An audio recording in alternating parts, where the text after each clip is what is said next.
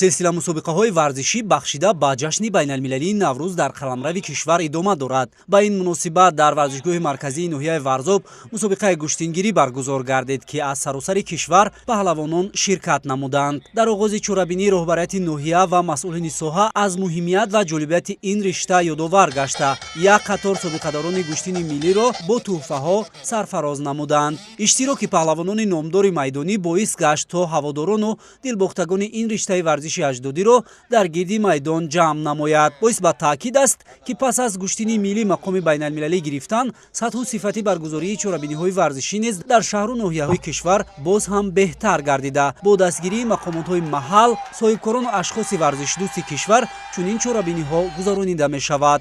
баъди ҳунарнамоии кӯдакону наврасон, паҳлавонони номдор ба майдон баромаданд. чун ҳамеша талош барои ба даст овардани шоҳҷоиза аз нерӯсанҷиҳои марказӣ ба шумор меравад.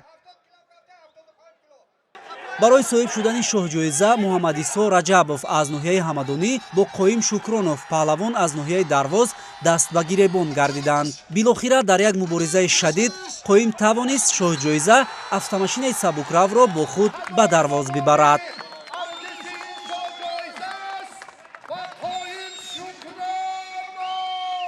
то ба финал омадан хеле рақобатҳои душвор буд.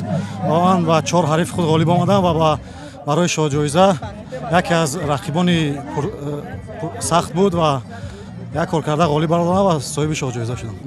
мавсими имсола хеле мусобиқаҳои зур буд ва ман дар чемпионати республика садоди ҷои дуюм шудам ва дар мусобиқаи шаҳри Хорух ҳам сазовори шоҳҷоиза шудам ва дар ин ноҳияи Варзоб ҳам сазовори шоҳҷоиза шудам.